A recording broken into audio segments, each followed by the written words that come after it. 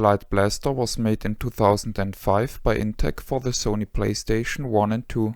It is a 100Hz CRT compatible wireless light gun. It supports both gun con modes and normal gun mode.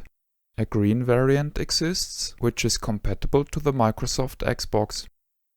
The design of the gun is very noteworthy. The majority of the shell is made of a dark blue translucent plastic.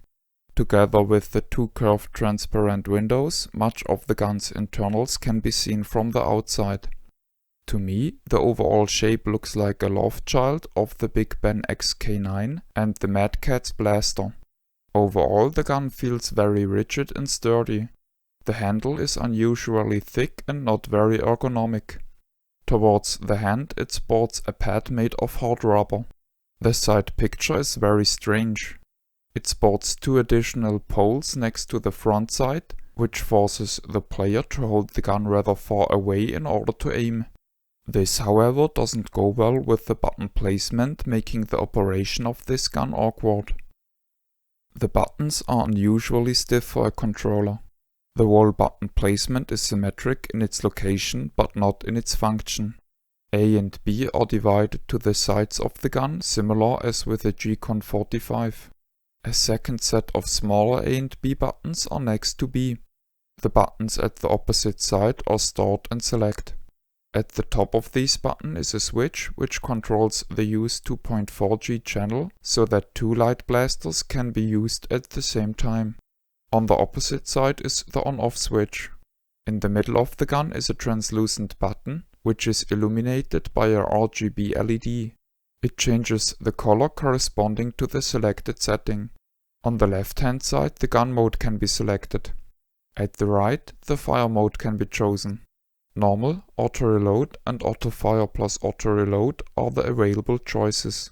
The magazine capacity is 6 shots. Under the backside, inside a recess, is the D-pad. Its accessibility is much impeded by two decorative bars which encage it. The gun has a C button at the heel of the handle, which sadly doesn't operate properly. In order to close the electronic contact, it has to be pressed at the inner edge. Pressing the button at its center, which looks and feels more natural, doesn't work reliably. The gun is powered by two AA cells located in the handle of the gun. Apparently the quality control was very poor, as my controller arrived non-functional. A plastic lip obstructed the battery lid pin from making contact. I had to cut a piece away in order to be able to power the gun. Furthermore, one of the see-through windows wasn't snapped into place properly.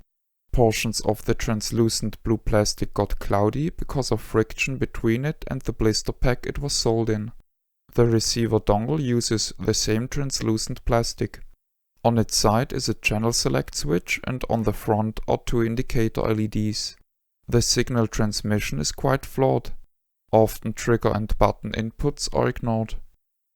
Sadly, normal gun mode did not work for me at all. In gun con mode, accuracy and precision are very good. At the bottom is a narrow dead zone in which the tracking works much worse. From time to time the positional tracking is disturbed by interferences. Just the A and B buttons work in this mode. In G-Con 2 mode, accuracy and precision are again very good, but the problem with the interferences got much worse. Especially calibration and menu navigation is difficult to do in this mode, but during gameplay the problem is less noticeable. A narrow dead zone at the bottom still doesn't track well. Personally, I don't like the Light Blaster. It's not comfortable to use and the interferences during the positional tracking are a deal breaker to me. As a collector I'm glad to own it as for its rarity, but I won't use it to play video games. The wireless arcade light gun, which I have shown in episode 153, is a much better alternative. It seems the box design was made by somebody who isn't familiar with video games. Some of the statements are funny to read. For example, the box says, "Play without missing a beat," and that the Light Blaster was the best choice for first-person shooter games. This is the end of the review. My name is Ben. I thank you for viewing.